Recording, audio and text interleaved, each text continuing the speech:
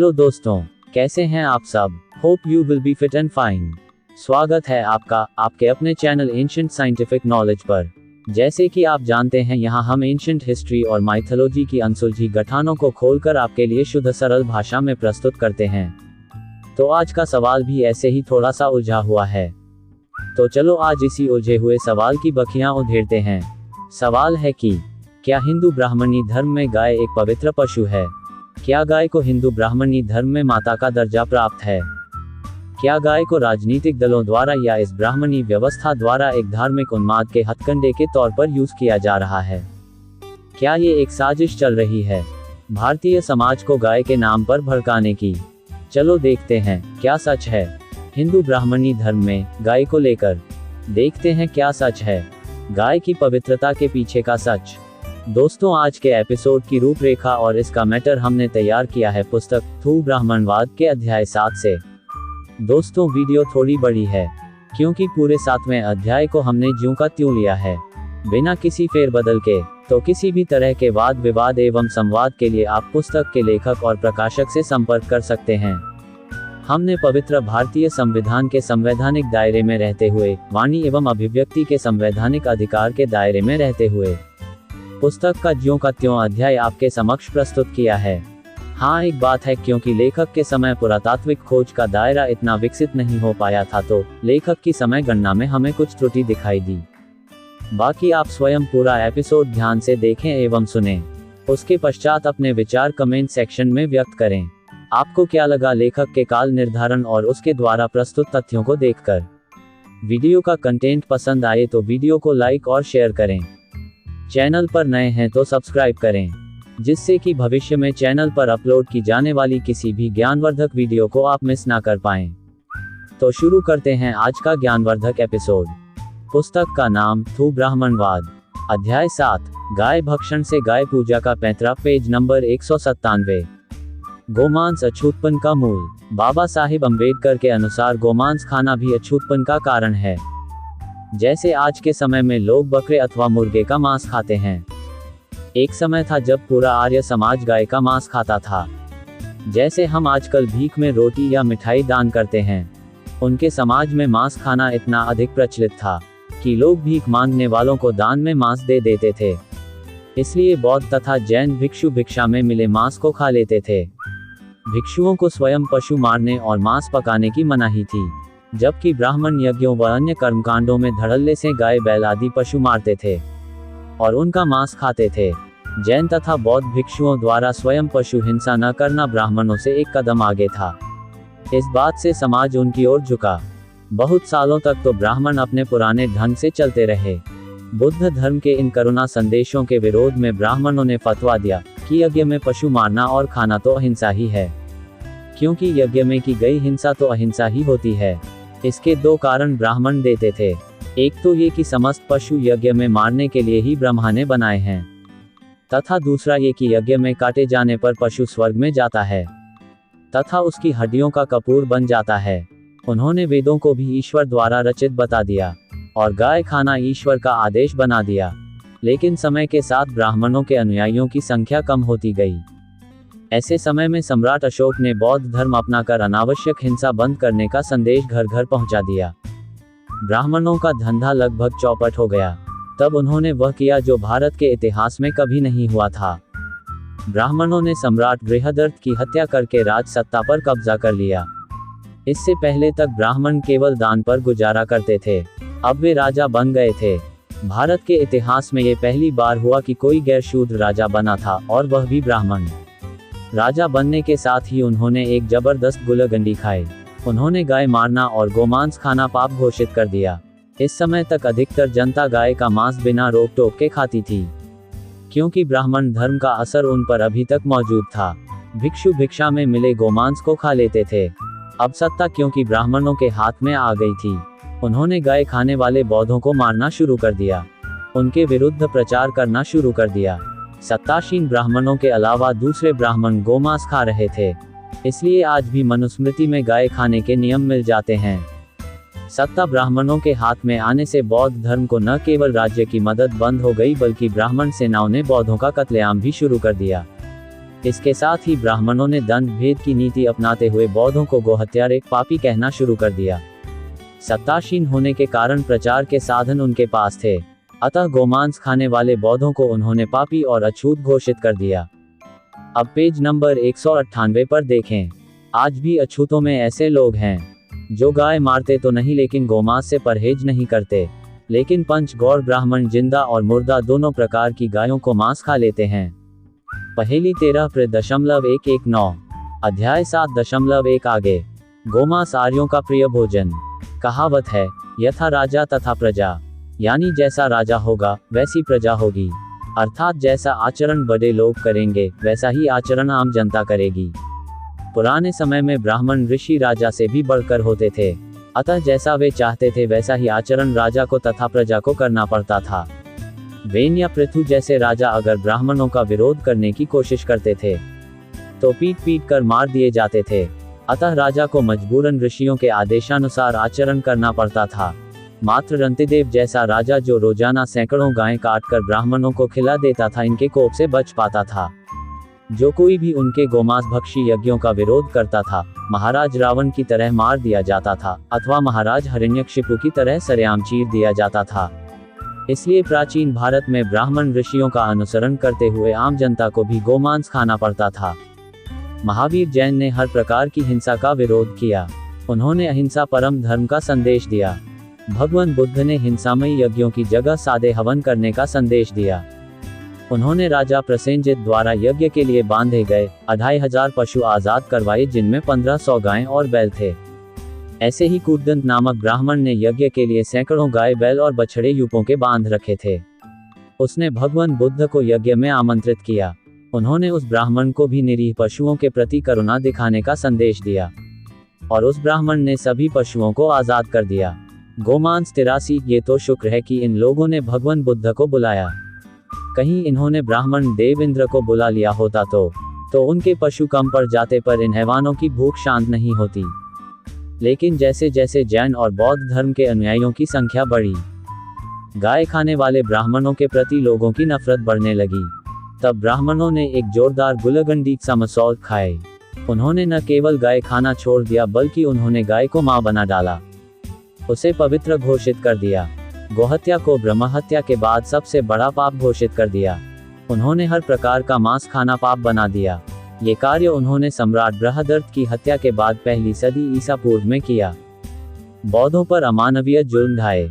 वे लोग घर बार छोड़कर भागे। खेती का साधन उनके पास नहीं रहे। मांस उन्हें आसानी से उपलब्ध हो जाता था। ऐसे मांस भक्षी लोगों, विशेषकर गोमांस भक्षी लोगों को ब्राह्मणों ने अछूत घोषित कर दिया। अगर ब्राह्मणों ने गोमांस खाना न छोड़ा होता तो आज पूरा ब्राह्मण समाज अछूत होता। ब्राह्मणी कार्यों में गाय का मांस खाना इतना अधिक प्रचलित था कि पूरे भारत के ब्राह्मणों को गोहत्या का काम छोड़ते कई बरस लगे। दक्षिण भारत के ब्राह्मणों ने तो हर्षकाल से पहले ही गाय खाना छोड़ दिया, मगर उत्तर भारत के ब्राह्मणों ने बहुत बाद में गाय खाना छोड़ा। गोमांस 84 ब्राह्मणों द्वारा यज्ञ आदि में भेड़ बकरी मारकर खाना तो कबीर रैदास काल तक जारी था। इसीलिए गुरु कबीर ने उन्हें निपुण कसाई बताया। लोगों ने महावीर स्वामी तथा भगवान बुद्ध की शरण में जाकर ब्राह्मणों और उनके देवों द्वारा अंधाधुंध गोहत्या के विरुद्ध आवाज उठानी शुरू कर दी थी। इसलिए जब राम के पूर्वज इक्ष्वाकु के यज्ञ में ब्राह्मणों ने लाखों निरीह गायें काटी गई तो लोगों ने उसे धर्म से गिरा दिया और उसका सत्कार करना छोड़ दिया। गोमांस 85 ब्राह्मणी कार्यों में गाय का मांस खाना इतना अधिक प्रचलित था कि न केवल सैकड़ों की संख्या में यज्ञों में गायें काटी जाती थी, बल्कि गाय के मांस की बीच बाजार दुकानें होती थीं जहां पैसे के बदले में गोमींस बेचा जाता था। गोमांस 81 जैसे आजकल बकरे काटने के लिए बुचड़खाने होते हैं, वैसे ही सत्ययुग में आर्य गाय काटने के लिए अलग से पक्का स्थान बनाते थे।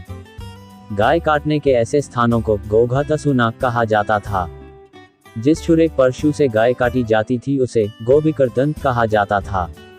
गाय मरने वाले को गोघातक कहा जाता था।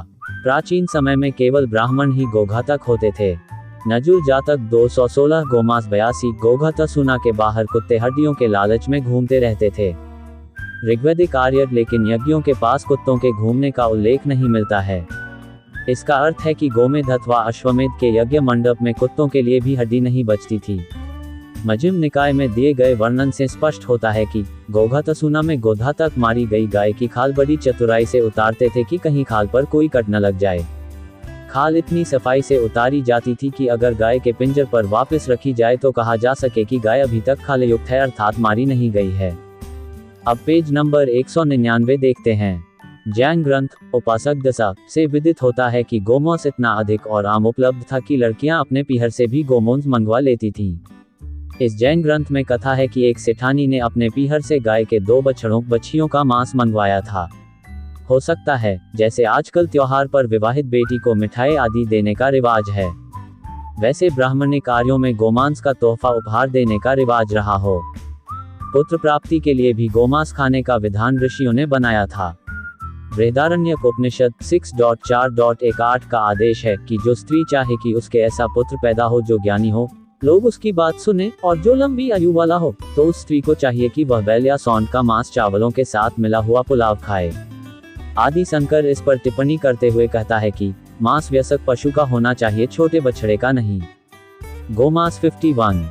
ऋग्वेद में गाय का मांस खाने के बारे में अनेकों ऋचाएं भरी पड़ी हैं, जो ये दर्शाती हैं कि लोग गाय का मांस न केवल स्वयं खाते थे, बल्कि अपने देवों को भी खिलाते थे। स्मृतियों में भी ऐसे ही आदेश दिए गए हैं।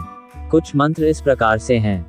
हे वृषकापी की पत्नी, इंद्र की पुत्र यधूप, तू उत्तम पुत्र वाली हो, तेरे बैल इंद्र खा जाए। इन्हें ये यज्ञ की हवि बनाकर वह भक्षण करे। री 10.86.13 गोमांस 39, जिसमें घोड़े, सांड, जवान बैल, गाय और भेड़ दिए गए और हवन किए गए, मैं उस अग्नि के गुण गाता हूँ, क्योंकि इससे हमें गाय, बैल और भेड़ को मांस खाने को मिलता है। री 10.91.14 हे इंद्र, पूषा और विष्णु तेरे लिए सैकड़ों भैंसे मारकर पकाते हैं तथा 3 घड़े शराब तैयार करते हैं। री 6.10.11 मांस खाने, शराब पीने और अपनी या पराई स्त्री से संभोग करने में कोई दोष नहीं है। मनुस्मृति 5.56। जो मनुष्य श्राद्ध और मधुपर्क में मांस नहीं खाता वह मरकर 21 बार पशु के रूप में पैदा होता है। मनुस्मृति 5.35। मधुपर्क, यज्ञ, श्राद्ध तथा अन्य देव कार्य में पशु मारा जाना चाहिए। मनुस्मृति 5.41। प्रोक्षण, पानी से धुला हुआ किए गए पशु का मांस यज्ञ में खाना चाहिए। ब्राह्मण का जब जी करे मांस खा ले। रोजाना खाए जाने वाले जीवों गाय, बैल, भेड़, बकरी आदि को खाने में कोई बुराई नहीं है, क्योंकि ब्रह्मा ने जीव और उन्हें खाने वालों दोनों को इसीलिए बनाया है। मनुस्मृति 5.27 से 30। खरीदकर, स्वयं मारकर या किसी द्वारा दिए गए मांस को देवताओं और पितरों को देने में कोई बुराई नहीं है। मनु 5.32 यानी ब्राह्मणिक देवों को कैसा भी मांस खिला दो, सब भक्ष्य है। पराशर ऋषि का कहना है कि विवाह के समय वर का स्वागत करने वाला व्यक्ति तलवार लेकर आए और 3 बार गाय गाय गाय बोलकर गाय को काट दे, क्योंकि विवाह और यज्ञ में गाय को मारना अनिवार्य है। गोमांस 49। अनेक जातियों में आजकल इस प्रथा के अवशेष मिलते हैं। दूल्हा वधू द्वार पर आकर तोरण मारता है। दलित जातियों में लकड़ी की 5 चिड़ियां बनाई जाती हैं तथा दूल्हे को बीच वाली बड़ी चिड़िया के तलवार लगानी होती है। हो सकता प्राचीन काल में पराशर के आदेश अनुसार सचमुच की गाय मारी जाती रही हो। गाय तो फिर भी साफ सुथरा पशु है। ब्राह्मण ऋषि तो भूख लगने पर कुत्ते की इंद्रियां तक को पकाकर खा जाते थे। ऋग्वेद 4.18.13, मनुस्मृति 10.106। अब देखते हैं अध्याय 7 का 7.2 श्राद्ध में गोमेद। पेज 199 ही लेखक क्या रहा है, देखें। ब्राह्मणों का सनातन उद्देश्य सुरा, सुंदरी और संपत्ति अर्जित करना रहा है। समय बदला मगर उन्होंने इन तीनों वस्तुओं को सनातन रखा है, मात्र उनका स्वरूप बदला है। पहले सुरा के नाम पर वे शराब और मीट का डटकर सेवन करते थे, आजकल वे खीर पूरी पर जोर देते हैं। मांस का भक्षण मात्र काली, भैरव आदि के कुछ एक मंदिरों तक सीमित रह गए हैं। जहां पहले ब्राह्मण किसी की भी मां बहन पर हाथ डाल लेते थे और यज्ञ में स्त्री गमन अनिवार्य था, अब ये सुंदरी का खेल रास लीलाओं और देवदासियों के रूप में चल रहा है। संपत्ति तो ब्राह्मण धर्म का दूसरा नाम है ही। ब्राह्मण संपत्ति अथवा धन के लिए धर्म के नाम पर कुछ भी करने को तैयार है। आज अगर ब्राह्मणों को ऐसा लगे कि राम की बजाय महात्मा रावण की पूजा करने में ज्यादा धन लाभ है, तो अभी सारे मंदिरों से राम की मूर्तियां बाहर सड़क पर आ जाएंगी। किसी जमाने में इंद्र उनका सबसे बड़ा भगवान होता था। अब देखते हैं दोस्तों पेज नंबर 200 पर आगे के पार्ट में क्या लिखा है इस पुस्तक में। आज पूरे ब्राह्मणिक जगत में उसे कोई जानता ही नहीं है। जैसे ही ब्राह्मणों ने यज्ञ में मांस खाना छोड़ा, साथ के साथ उन्होंने इंद्र को भी उठाकर बाहर फेंक दिया। ऐसा ही पर्दा उन्होंने श्राद्ध में मांस भक्षण के नियम को लेकर किया है। ब्राह्मणों का संविधान कहे जाने वाली मनुस्मृति के अनुसार श्राद्ध में ब्राह्मणों को मांस परोसना अनिवार्य है। मनु के अनुसार ऊंट को छोड़कर एक और दांतों वाले सभी पशु भक्ष्य अर्थात खाए जा सकते हैं। मनुस्मृति 5.18। अगर कोई ब्राह्मण अथवा यजमान श्राद्ध के समय विधि पूर्वक मांस नहीं खाता तो वह 21 बार पशु योनि में पैदा होता है। मनुस्मृति 5.35। ब्राह्मणों का गोमांस खाना अनवरत चलता रहे, इसके लिए उन्होंने यथोचित नियम बनाए। गौतम धर्म सूत्र 7.16.25 के अनुसार श्राद्ध में गोमांस खाने से पितर 1 साल तक तृप्त रहते हैं। समूह 3.80। इसका अर्थ ये हुआ कि यजमान हर साल श्राद्धों में ब्राह्मणों को गोमांस खिलाता रहे ताकि उनके पितर तृप्त रहें। वायु पुराण के अनुसार गोमांस खाकर पितर अधिक प्रसन्न होते हैं। मार्कंडेय पुराण के अनुसार गाय का मांस खाने से पितर 10 महीने तक तृप्त रहते हैं। गोमांस 71। श्राद्ध में गोमांस के अतिरिक्त अन्य जानवरों का मांस खाने से पितरों को कितनी तृप्ति मिलती है, उसकी सूची इस प्रकार से है। मनुस्मृति 3.267 से 272। पक्षी के मांस खाने से 5 मास, सुअर के मांस खाने से 10 मास, बकरे के मांस खाने से 6 मास, कांटे वाली मछली के मांस खाने से अनंत काल, बकरा के मांस खाने से 12 मास, मछली के मांस खाने से 2 मास, हिरण के मांस खाने से 3 मास, मेधाचार के मांस खाने से मास, चित्र मृग के मांस खाने से 7 मास, गेंडा के मांस खाने से अनंत काल, रूरू मृग के मांस खाने से 9 मास, खरगोश के मांस खाने से 11 मास, काला मृग के मांस खाने से 8 मास, लाल बकरा के मांस खाने से अनंत काल, कछुआ 11 के मांस खाने से मास। मरने के बाद कोई पितर बनता भी है या नहीं, कोई नहीं जानता। अतः श्राद्ध में ब्राह्मणों को गोमांस खिलाने से पितर तृप्त होते हैं या नहीं, कोई नहीं जानता। परंतु इतना निश्चित है कि श्राद्ध में ब्राह्मणों गोमांस खाकर खूब तृप्त होते थे। याज्ञवल्क्य कहता है कि गाय और बैल दोनों पवित्र हैं, इसलिए दोनों का मांस खाया जा सकता है। गोमांस 47। अब देखते हैं दोस्तों अध्याय 7 का 7.3। ब्राह्मण ऋषि और उनका प्रिय मधुपक। प्राचीन काल में ब्राह्मणों का सबसे प्रिय भोजन मधुपक था। बाबा साहिब के अनुसार मधुपक का अर्थ है किसी के आने पर आचमन के लिए मधु अर्थात शहद उड़ेलना। आचमन में मेहमान के चुल्लू में पीने की वस्तु डाली जाती है, जिसे वह चुल्लू से ही पी लेता है। समय के साथ साथ इसमें अन्य वस्तुओं को मिलाना भी शुरू हो गया। पहले 5 फिर 9 पदार्थ घी, दही, शहद, तेल, खली आदि मिलाए जाने लगे। फिर मानव गृह सूत्र का समय आया, जिसने आदेश दिया कि वेद का कहना है कि मधुपक बिना मांस के नहीं बनाया जा सकता। प्रश्न उठा कि मांस किसका हो। आर्य ऋषि गाय के मांस के विशेष इच्छुक थे, अतः नियम बना कि गाय न मिले तो बकरे अथवा हिरण का मांस मिलाया जाए। इस आदेश का आधार बना ऋग्वेद 8.101.5, जो कहता है कि मधुपक बिना घास के न हो। पहेली 121 हिरण्यग्रहा सूत्र ने तो स्पष्ट आदेश दिया कि केवल गाय का मांस ही खाया जाए। आर्य नीति 33 आपस्तंभ सूत्र का आदेश है कि जब वेदज्ञ ब्राह्मण, आचार्य अथवा स्नातक वेद पढ़ने वाला विद्यार्थी मेहमान बनकर आए तो उसके लिए गाय मारकर उसके मांस का मधुपक बनाया जाए। समुल्लास 6.154 इस सूत्रकार का कहना है कि क्योंकि गाय और बैल पवित्र हैं, इसलिए इन्हें खाया जाना चाहिए। जैसे आजकल मिठाई का प्रसाद पवित्र मानकर खाया जाता है, उस समय ब्राह्मण गोमांस को प्रसाद की तरह खाते थे। पंजाब में इस प्रथा के अवशेष अब भी मौजूद हैं। वहां घर आए मेहमान के स्वागत में दरवाजे की चौखट पर तेल डाला जाता है तथा मेहमान का मुंह गुड़, शक्कर अथवा मिठाई से मीठा करवाया जाता है। उसके बाद ही मेहमान को अंदर लाया जाता है। अभी तक पंजाब में मेहमान के आने पर मुर्गा मीट न बनाना मेहमान का अपमान समझा जाता है। मानव गृह सूत्र 1.9.19 के अनुसार गाय को मारकर भिन्न भिन्न गोत्र वाले 4 ब्राह्मणों को खिलाया जाए। सूत्र 21 का आदेश है नामासो मधुपक इति श्रुते, अर्थात वेद की आशा है कि बिना मांस के मधुपक बन ही नहीं सकता। अब देखते हैं पेज नंबर 201 से इसी को कंटिन्यू करते हुए। आश्वलायन गृह सूत्र 1.24 के अनुसार न मासो मधुपक भवति। अर्थात बिना मांस के मधुपर्क नहीं बनाया जा सकता। गोमौस 47, अतिथि के आने पर गाय मारना अनिवार्य था, इसलिए मेहमान को गोशन गाय मरवाने वाला भी कहा जाता था। अतिथि यानी ब्राह्मण, ऋत्विक, राजा, ससुर, चाचा और मामा के आने पर गाय का मधुपर्क बनाया जाए। याज्ञवल्क्य 1.110 के अनुसार केवल उसी राजा को मधुपर्क खिलाया जाए जो क्षत्रिय हो। मनु 3.119 के अनुसार शूद्र राजा को छोड़ शेष सभी जाति के राजाओं को मधुपर्क खिलाया जा सकता है।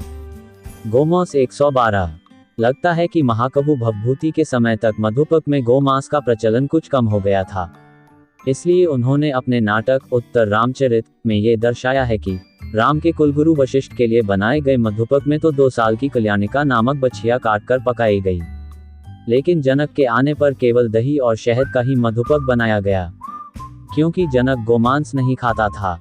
कृष्ण जब रुक्मणी को लेकर आया तो उस समारोह में 32 लाख हिरण, खरगोश व भेड़ बकरियों के अतिरिक्त 1 लाख गाय काटकर मांस पकाया मधुपर्क बनाया गया था। ब्रह्म वैवर्त पुराण जन्मखंड 105, साथ में ब्राह्मणों द्वारा 5 करोड़ गायें खाने का जिक्र भी है। ब्रह्म वैवर्त पुराण प्रकृति खंड 61, हठयोग प्रदीपिका के अनुसार जो नित्य गोमांस खाए और शराब चढ़ाए वह कुलीन है, शेष सभी कुलकुलीन की है। समूह 6.154 कूर्म पुराण 2.11740 भी कहता है जो द्विजयज्ञ और आद्य में गोमांस नहीं खाता वह पतित है और वह मरकर नरक में जाएगा। गोमांस 74, ब्रह्मवैवर्त पुराण 115 में वर्णन है कि ब्राह्मण 5 करोड़ गायों को मांस और मालपुए खा गए। गोमांस 73, गैंडे का मांस खाना केवल ब्राह्मणों का विशेष अधिकार था। अलबरूनी भारत 104, परशुराम जब वशिष्ठ और विश्वामित्र को मिलने गया तो दोनों ऋषियों ने एक तंदुरुस्त बछिया को काटा और उसे घी में डालकर मधुपर्क बनाया। गोमांस 60, इस तरह परशु यानी ब्राह्मणों का एक अवतार, वशिष्ठ यानी एक अवतार का कुलगुरु और विश्वामित्र यानी एक अवतार को हथियार सप्लाई करने वाला ऋषि, तीनों ने पेट भरकर गाय का मधुर मांस खाया। राम के कुलगुरु ने आदेश दिया कि अपने घर पर ब्राह्मण अथवा राजा अतिथि बनकर आए तो उसके लिए एक बैल या बड़ा बकरा काटकर पकाना चाहिए। वशिष्ठ 4, गोमांस 55, इसलिए जब वशिष्ठ भगवान वाल्मीकि के आश्रम में आया तो उनकी 2 साल की बछिया को खा गया।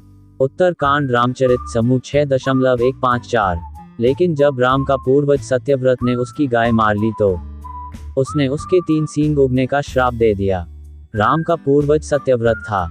एक बार उसने ब्राह्मण की पत्नी का अपहरण कर लिया, जैसे महाराजा रावण ने सीता का अपहरण किया था। ब्राह्मण की पत्नी अगवा करने के जुर्म में सत्यव्रत के बाप ने उसे घर से निकाल दिया। वह विश्वामित्र के आश्रम के पास रहने लग गया। विश्वामित्र जब आश्रम से बाहर जाता तो वह पेड़ पर मांस टांग देता ताकि पीछे से परिवार वालों को खाना मिलता रहे। एक दिन उसने वशिष्ठ की गाय काटकर मांस वहां टांग दिया। वशिष्ठ ने सत्यव्रत को शाप दिया कि उसके 3 सींग उगाएं। समूह 6.154, सभी ब्राह्मण ग्रंथों, वेदों, स्मृतियों, उपनिषदों के रचयिता ब्राह्मण ही है, इसलिए उन्होंने धर्म के नाम पर ऐसे नियम बनाए जिससे उन्हें अपना प्रिय भोजन गोमांस और सोम नामक शराब बिना रुकावट के मिलती रहे। इसी कारण मीट खाकर, शराब में मस्त होकर ब्राह्मण सदैव व्यभिचार में रत रहते थे। उनका अनुकरण करते हुए समाज भी पतित हो गया था। गोमांस 55, भारतीय समाज को एहसान मानना चाहिए कि महाराज रावण ने गौवंश को ब्राह्मण ऋषियों के चंगुल से बचा लिया।